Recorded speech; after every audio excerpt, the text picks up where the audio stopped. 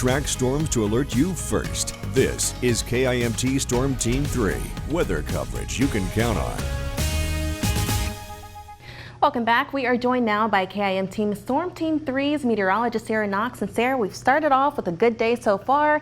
Please tell us that the rest of the week will follow suit. Yeah, it'll be kind of an interesting week. So a little different from last week in that we had mostly sunny skies. We had a few clouds here or there, but it was dry. This week, we have a chance for some showers and storms, but the temperatures are going to be warmer, and we still see plenty of chances for sun as well. Now, before we get into the forecast, let's appreciate Austin at 10:10 in the morning as we push time on the time lapse.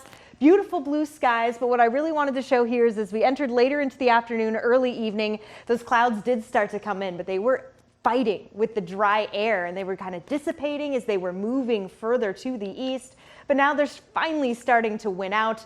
And eventually, we may even see some of those shower and storm chances move through. Before we get to that, though, today's high temperatures, 80s across the board. Look at Austin hitting 86 degrees. Same with Mankato, Albert Lea, Rochester, 84, Mason City, 85 degrees.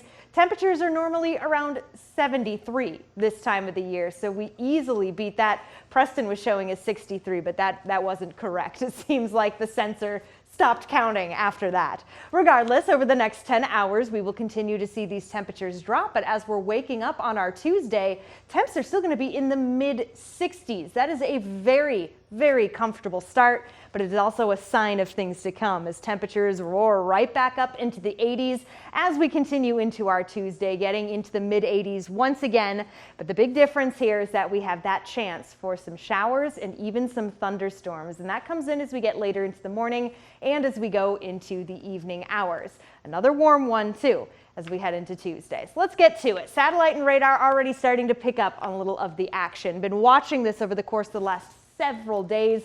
It has stayed well off to the west, but with high pressure weakening over us, continuing to move on towards the east, that's allowing a lot of this to finally make its way in. Cloud cover is starting to make its way over 35. However, we're talking some pretty thin clouds. Most of this activity has stopped right there, right at 35. But places like Buffalo Center, definitely hearing the thunder, I'm sure seeing the lightning and some moderate rainfall to go along with it. Even seeing a little blip on the map here in Freeborn County. No lightning there, but it is a sign we could use some of this rainfall. Very sporadic activity though. That's exactly what we're seeing. Some of these pop-up showers and storms kind of finally forming together, but there's plenty of energy there. Now when it gets a little closer to us, that energy doesn't exactly balloon up, but it could here as we come later into our Tuesday. So pushing time forward here, you can see a lot of it's trying to make its way over, kind of still being halted. This is around 5 a.m. The possibility for some of those pop-up showers